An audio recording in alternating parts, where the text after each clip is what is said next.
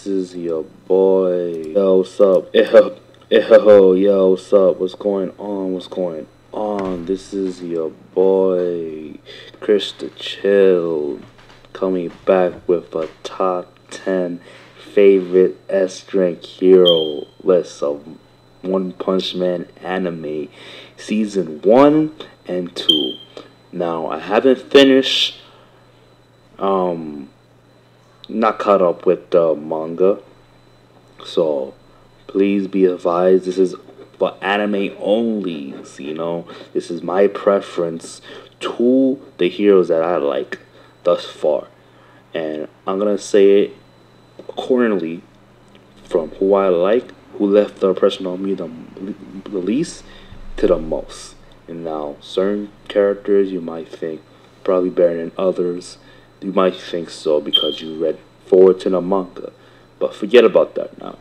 I'm gonna go with my top 10 list, starting off with Super Alloy Blackluster. The dude is buff, he's crazy, he's insane. The man got the flex that he presented in season 1. This guy was one of the key members defeating that monster, who are a part of Boros' army. Dude was insane. He was just malicious in his own way. And to be honest, I don't even remember much what Blackluster did. But what I did account to, and back in season, I think middle of season 2, when that one alien dude hijacked one guy in the Hero Association, killed that dude with a gun. Freaking Allied dude came out of nowhere and decided to like, hey, I'm gonna do the most to this one little midget, little alien dude. Not alien, monster guy. One part of the Monster Association. Trying to control Blackluster, couldn't do it. Blackluster killed him. That was that. It was the only time that I see Blackluster flexing for a minute since season 1. I mean, that's all I gotta say. He not that muscle appealing dude. He got the figure, he got the stature, he got the swag. He got something that I don't know much of. If I, see more of him season 3, but I eventually will do so. Maybe I'll just check in on the manga if I want to read ahead, but who cares? Moving on to Flashy Flash, and that dude is pretty cool. He got that one moment killing that one monster in season 2 when the Monster Association attacked. Got his kill stolen by Tatsumaki, best girl. Woohoo! Dude got pissed off, told Tatsumaki off after she left dealing with the monster, bro. Those lower rank C, B heroes told Flashy Flash to chill off, like Tatsumaki, Flash, I don't care, bro. I'm gonna say my piece regardless, Flash got my highest potential character in One Punch Man. If I see more of him in season 3, and I believe I will see more of him in season 3. But that's all I gotta say about him now. He got the skills, he got the moves, he got the look. The look is similar to someone that we know, which is probably everybody's favorite, somewhat pseudo villain. But I'll talk about him in another video according to One Punch Man. So going down to number 8, since Black Alloy was 10, Flash was 9. Number 8 is most definitely Tank Top Master. Now, where I can begin with this dude? I see a lot of lower ranking Tank Top heroes, like Tank Top Vegetable, Tank Top, Red, Tank Top whatever. And I don't remember the type of different tank tops like that. But this dude, Tank Top Master, has his own clique. A lot of buff, crazy dude with tank top, different colors, different style, different flow, different flex. I think they all flex the same though, but Tank Top Master flex the hardest. First introduced as rank 16 in the Hero Association, going back to the upper list. Um, Alloy was rank 11 as well. Flashy Flash was rank um 13. Yeah, Tank Top Master is rank 16, which is a pretty low number, but I guess he goes to so he had the basic strength of super strength. He punched hard, got the skills, got the moves. And he also got the swag to go with it too. You can't underestimate him. First major fight was Garo. Garo beat his butt badly, even though he put out a decent fight until a certain point that he forced Garo to awaken his true fighting style, which is the same fighting style that Silver Fang has. And he got his butt handed to him horse, man. Tank Top Monster was sent with the hospital along with his other Tank Top underlings at that time. Remember Ryan tried to save Garo, quote unquote, but got his ass beaten by Garo, putting his face to the concrete multiple times. But that's what he gets, trying to be a hero. But Tank Top Monster has potential, He's a decent dude. Got him good morals on his shoulders. I can't wait to see more of him in season 3. So move it down to number 7, which is Metal Knight, which is rank 6 in the Hero Association of Ash ranks. Dude is mysterious in his ways. First introduced in One Punch Man season 1, along with Silver Fang in general trying to take down this meteorite. Metal Knight did all he can to just outright annihilate the meteorite. Once all his mechanism was like, okay, let me tell you, he had a metal suit, pretty cool, pretty stylish. Got the military might to take down maybe a small army of dudes, maybe more. And when I do, I read more of a manga. I'll be impressed with what things he had going for himself when it comes to other mechanical know-how. But so do know how to use it to the T, and he really do know Iron Man suit. Okay, let me tell you, he had a metal suit, pretty cool, pretty stylish. Got the military might to take down maybe a small army of dudes, maybe more. And when I do, I read more of a manga. I'll be impressed with what things he had going for himself when it comes to others. He's more of a, because he's not function as an everyday hero like everybody known in One Punch Man. He's more of a, how you say, heroes for service. No, he served his put out his gadgets out there just to test how strong they can be, which is an example you've seen in the whole episode with the meteorite with Genos and them. Not much to go so with Metal Knight, but you see him again in season 2 helping out. But then with one of their heavy hitters in the Monster Association, Dragon Level, beat up most of the dudes who were available at the time. And Monster Association took his mechanical device that he controls from afar and just brought him to the Monster Association as a captured individual. But it's not a big deal because he can set up more if he wanted to. But as far as I know, they're probably the only one he has available. But it's whatever.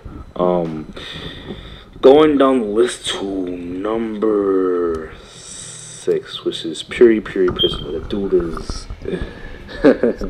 probably the most anticipated Astrid Hero to do crazy things in the future. His first appearance in season 1, and he pulled up on against the Deep Sea King who causing havoc in the city. He bring up the fisticuff to the guy, the monster. You probably think that the Deep Sea King was like on the roast, but in reality, the Deep Sea King was giving the hands to Piri Piri Prisoner, even though Piri Piri Prisoner flexed 100%, ripping all his clothes off. Like, I don't want to go more with this, man. Piri Piri Prisoner is cool. Is interesting guy, being the big home in the prison, his own prison, which is insane, and it's terrifying to see a guy who's just so all in to his character that it just make you tremble,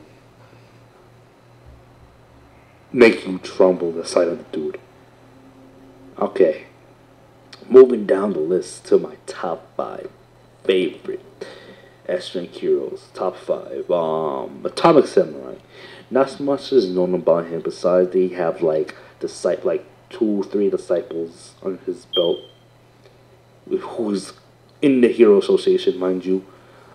Was a major player going against Boros's commanders, who was like the technical dude, who was like had multiple like orbs, like keep him like generating over and over again.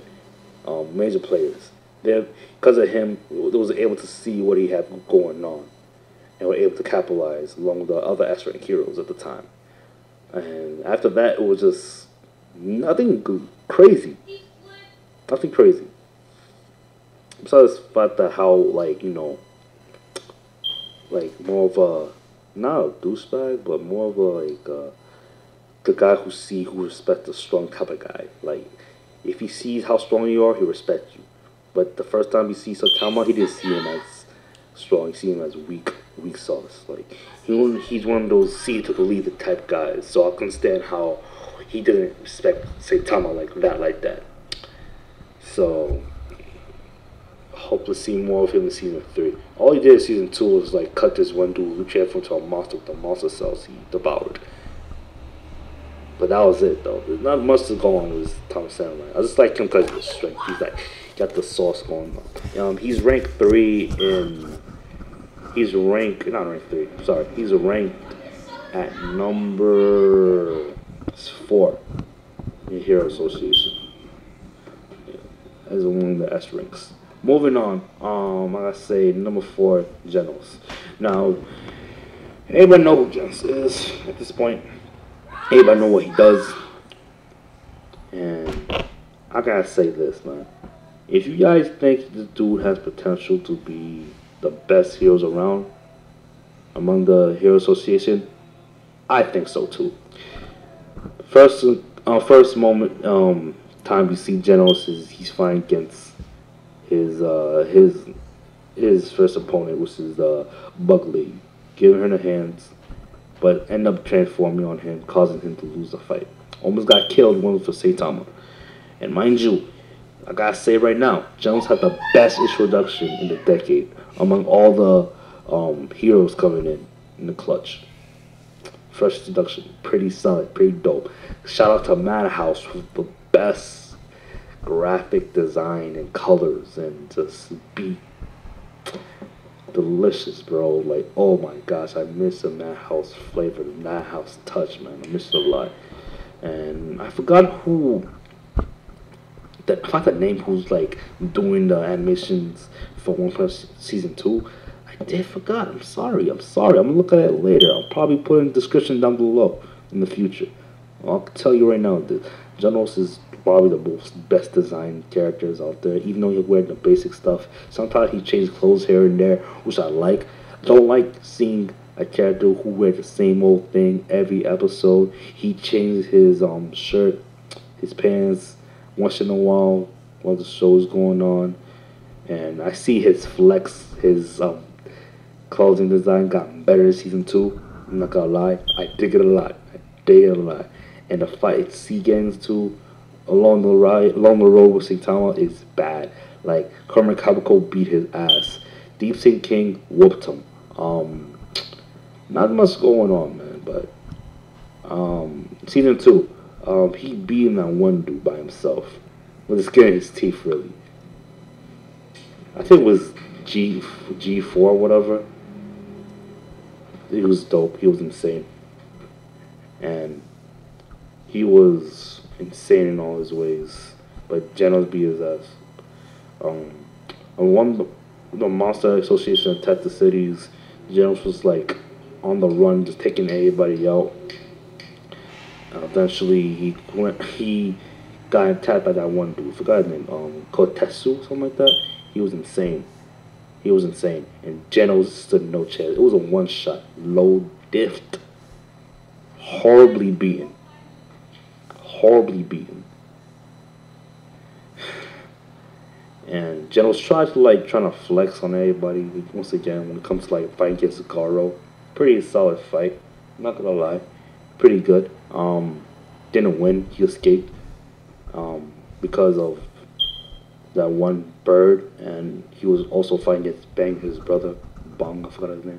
No, it was Bam. I think it was Bam. I think his brother was Bam. But overall, Genos is a guy who gets stronger due to more upgrades to himself. He might, I mean, this man's already a robot, a cyborg that's like, he gets stronger, but I don't know how strong, you know. But I cannot wait for season 3, how they show Genos more in the future. Cannot wait for that. Come down to number 3. Oh, mind you, Genos is rank 14. And the next guy I'm going to go to, he's rank 7. And his name is King. I forgot his name. And I just gotta say, this dude is the most comedic dude besides Saitama. And I think their whole dynamic with each other is really, you know, on the money. Because their relationship become blossomed with the time that they met each other officially. For like a long time. Because there was an instant where he didn't know who Saitama was until a certain point in time. And because of him,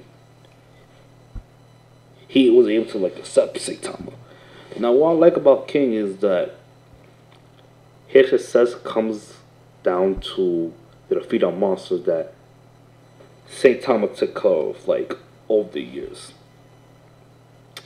And all the glory he got, all the clout he got, all because of Saitama. First time we see him, he was sitting down with the rest of the Astral Heroes. Season 1 didn't do nothing. Season 2, there was like one tongue dude like causing havoc, and King was there, and he was like the guy tongue dude was scared to his knees, yo. The dude gave up immediately. See the guy again walking down the street. All of a sudden, G4 come out of nowhere, and freaking King dipped. Now, what we see was a very brutal breaking to those who think that King was strong. Dude was spazzing out, losing heart attack, lost his getting anxious, freaking anxiety.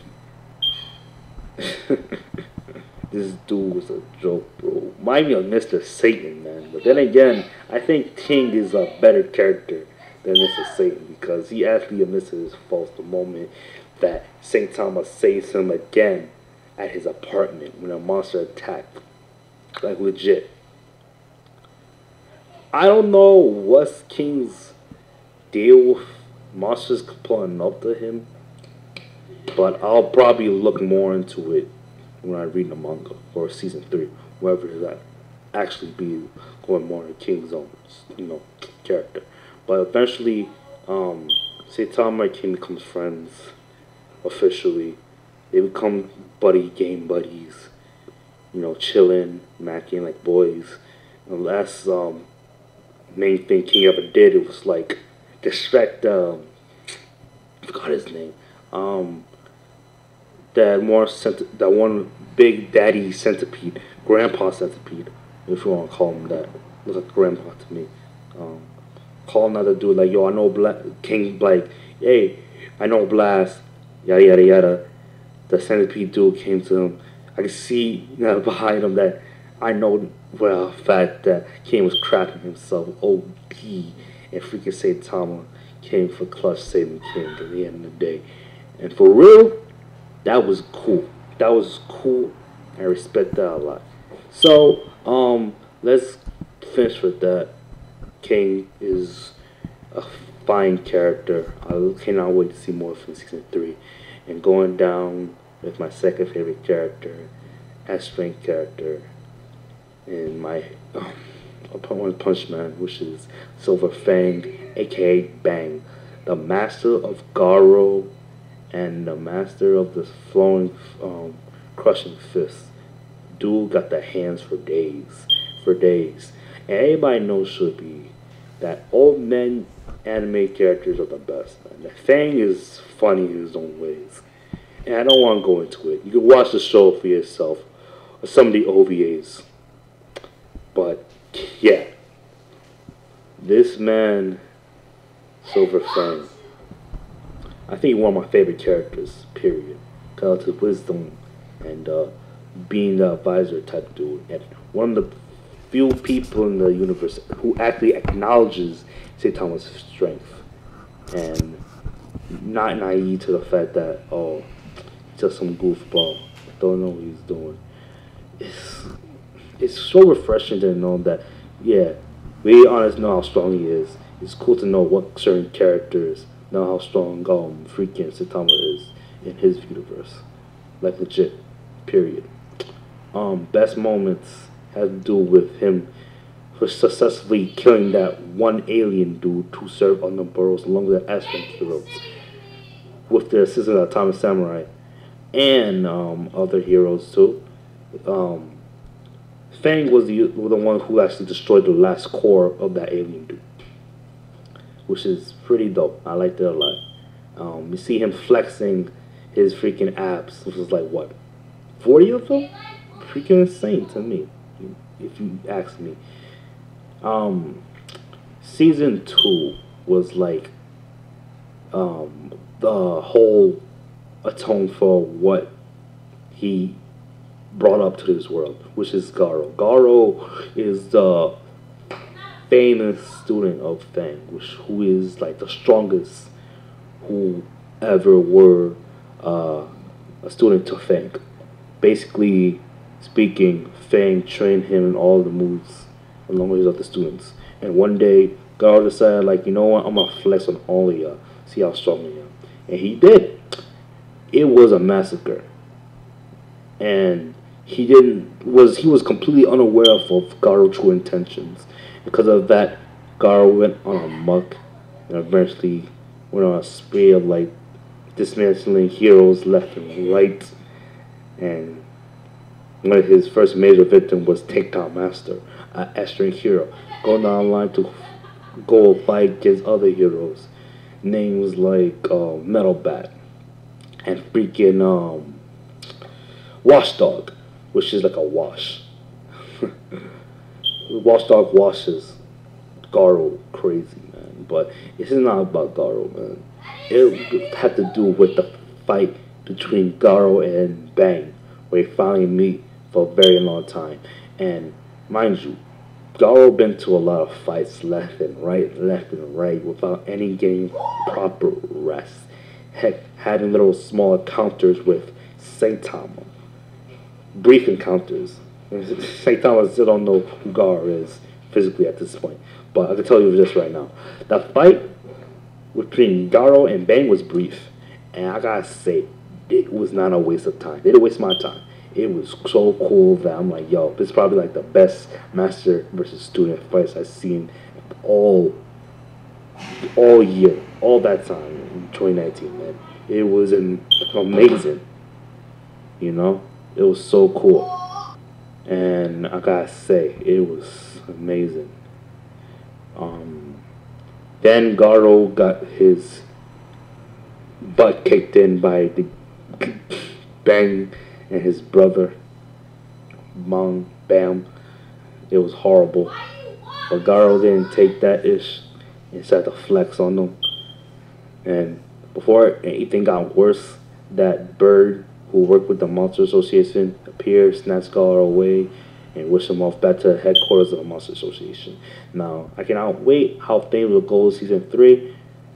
And season 3 can't come fast enough, man. But Bang, oh, he one of that dudes, man. Gotta give him Bang respect. And coming in at number 1, Tatsumaki. Best girl, best powers, telekinesis, strongest Esper in the world. No one can compare to her. Strongest hero, bar none. Even though she's rank 3. Behind her is Bang, who's rank no coming in rank 2. Yeah, coming in rank 2 is Tatsumaki. Rank 3, Bang. Tatsumaki, first appearance, taking out that one dude who was an ancient king, looking like Godzilla out here. She basically summoned a meteor to kill this dude, man. And this dude was flatlined. One spaceship that Bulbs was riding on, destroyed, demolished. That one squid dude that she stole a kill from Flashy Flash. Little minor stuff. She saved her sister by that one fetish chick. Yeah, she did her thing. She's strong, the strongest, not as strong at the same time, but I cannot wait to see more of her season 3. So that's my whole list, and a happy new year.